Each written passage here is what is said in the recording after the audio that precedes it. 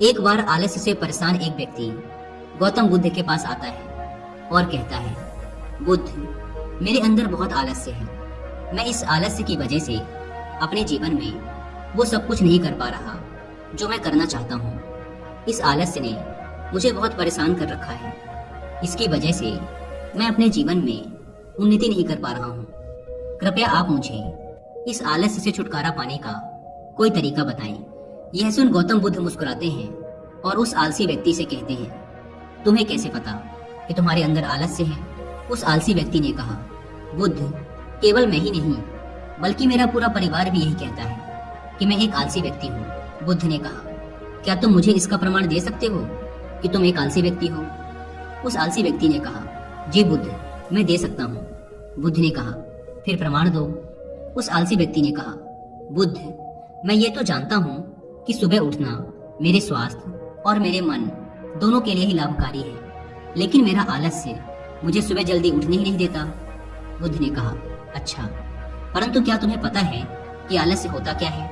उस आलसी व्यक्ति ने कहा, बुद्ध, मुझे ये तो नहीं मालूम कि आलस्य होता क्या है, लेकिन ये जो कुछ भी है बहुत बुरा है।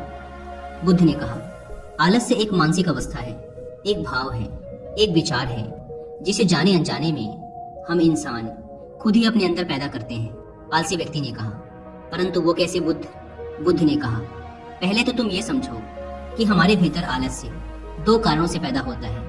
पहला कारण है शारीरिक और दूसरा कारण है मानसिक। शारीरिक आलस्य का पहला कारण है भोजन। जब हम कोई ऐसा भोजन ग्रहण करते हैं जिसमें खुद कोई जीवन नहीं है, तो ये भोजन हमारे शरीर के लिए बोझ बन जाता है और फिर यह हमारे अंदर आलस्य पैदा करता है, क्योंकि हमारा शरीर भोजन से मिलने वाली ऊर्जा के सहारे चलता है और फिर हम इसे जैसा भोजन देते हैं वैसे ही ऊर्जा हमारे शरीर को भी प्राप्त होती है। इसलिए अगर तुम आलस्य से बचना चाहते हो तो आसानी से पचने वाले और सीधे प्राकृतिक से प्राप्त होने वाले भोज्य पदार्थों को अपने भोजन में शामिल कर दो। शरीर के स्तर पर आलस्य का दूसरा कारण है गलत तरीके से चलना, गलत तरीके से बैठना और गलत तरीके से लेटना। गौतम बुद्ध ने आश्रम के भिक्षुओं की तरफ इशारा करते हुए उस आलसी व्यक्ति से कहा, अगर तुम ध्यान से देखो तो तुम्हें आश्रम के इन भिक्षुओं के चलने, बैठने और लेटने की अवस्थाओं में एक विशेष प्रकार का संतुलन नजर आएगा। जब ये चलते हैं तो इनके पैरों के बीच एक तालमेल होता है। जब ये बैठते हैं तो इनके रीढ़ की हड्डी एकदम सीधी होती है और गर्दन थोड़ी सी ऊपर होती है, और जब ये लेटते हैं तो इनका शरीर एकदम शिथिल होता है। इनके शरीर के किसी भी अंग पर कोई तनाव नहीं होता, जिसके कारण ये एक गहरी और आरामदायक नींद ले पाते हैं। उस आलसी व्यक्ति ने पूछा, बुद्ध, क्या पर्याप्त नींद लेना भी उतना ही जरूरी है? बुद्ध ने कहा, ना कम ना ज्यादा, हमेशा ही पर्याप्त मात्रा में सोना लाभकारी होता है। अगर तुम आज रात पर्याप्त नींद नहीं लेते तो तुम्हारा कल का पूरा दिन थकान और आलस से भरा होगा। इसलिए पर्याप्त नींद भी उतनी ही जरूरी है। आलसी व्यक्ति ने कहा, हाँ बुद्ध, ये तो मैंने भी महसूस किया है। बुद्ध ने कहा, शरीर के स्तर पर आलस्य का तीसरा कारण है सुबह जल्दी ना उठना। यह सुन उस आलसी व्यक्ति ने कहा, हाँ बुद्ध, मैं तो सुबह जल्दी उठ ही नहीं पाता हूँ। बुद्ध ने कहा, तुम सुबह जल्दी तब उठ पाओगे जब तुम रात में जल्दी सोओगे। बुद्ध ने आश्रम के भिक्षुओं की तरफ इशारा करते हुए कहा, इन भिक्षुओं को देखो, इन्होंने रात्रि में अपने सोने का एक निश्चित समय निर्धारित कर रखा है और यही कारण है कि ये रोज प्रातः काल जल्दी उठने में सक्षम हो पाते हैं। हर एक बौद्ध भिक्षु को अनुशासन का पालन करना होता है और यही अनुशासन इनके जीवन में संतुलन लाता है। कुछ लोग अनुशासन को एक बंधन समझते हैं। उन्हें लगता है कि अनुशासन उन्हें बांधता है, लेकिन सच्चाई ये है कि अनुशासन हमें बांधता नहीं बल्कि स्वतंत्र करता है। इसलिए अगर तुम शारीरिक स्तर पर आलस्य से छुटकारा पाना चाहते हो तो खुद को अनुशासन में ढालो, एक निश्चित दिनचर्या का पालन करो। उस आलसी व्यक्ति ने कहा, लेकिन बुद्ध, शुरुआत कहाँ से करें? सही तरह का भोजन करने से, सही तरह से बैठने, लेटने और चलने से, या फिर सुबह जल्दी उठने से? बुद्ध ने कहा, शुरुआत अभी से करो। जो भी तुम इस समय कर रहे हो उसे पूरे ध्यान से करो। पहले तुम मन के स्तर पर आलस्य को समझो। मन के स्तर पर आलस्य का पहला कारण है हमारी पुरानी गलत धारणाएं। जब हम किसी काम के लिए खुद को काबिल नहीं समझते तब हमारे भीतर आलस्य पैदा होता है। अगर हमारे मन ने यह विश्वास कर लिया कि पिछली बार की तरह इस बार भी मैं इस काम में असफल ही होऊंगा, तो उस काम को करने में हमें आलस्य आएगा, जबकि हम खुद को ये नहीं समझा पाते कि पिछली बार और इस बार में बहुत फर्क है। अब हम मानसिक तौर पर वो नहीं हैं जो पहले थे। हमने पिछली हार से बहुत कुछ सीखा भी है। इसलिए मानसिक आलस्य से बचने के लिए सबसे पहले खुद पर विश्वास करना सीखो। मानसिक आलस्य का दूसरा कारण है छोटी सोच वाले और आलसी व्यक्तियों का साथ करना। कई बार ऐसा होता है कि हम खुद आलसी नहीं होते, लेकिन कुछ आलसी और कामचोर लोगों के साथ रहते रहते हम खुद भी आलसी और कामचोर बन जाते हैं।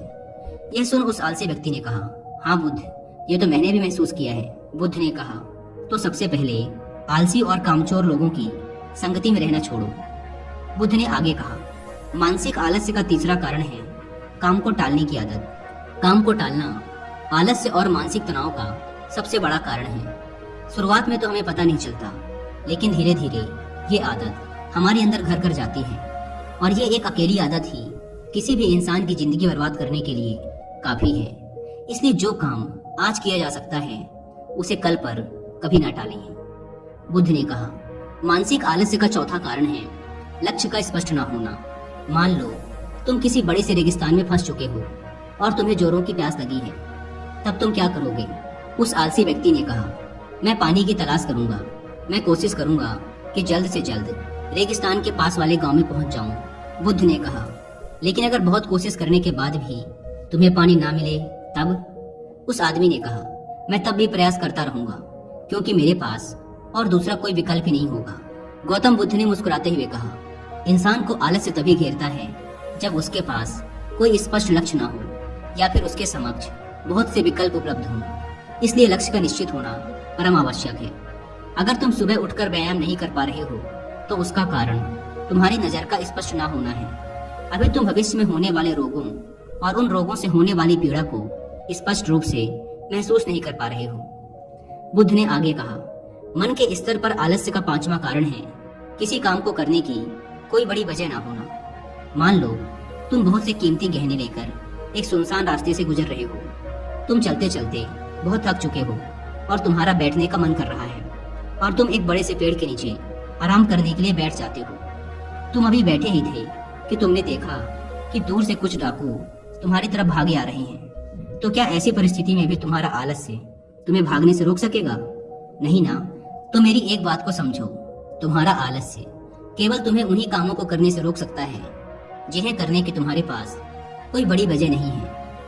वह आलसी व्यक्ति कहता है, आपका बहुत बहुत धन्यवाद बुद्ध, अब से मुझे आलस्य का सारा खेल समझ आ गया। गौतम बुद्ध कहते हैं, मेरी एक बात हमेशा याद रखना, जहाँ स्पष्टता है और काम को करने की कोई बड़ी वजह है, वहाँ आलस्य हो ही नहीं सकता।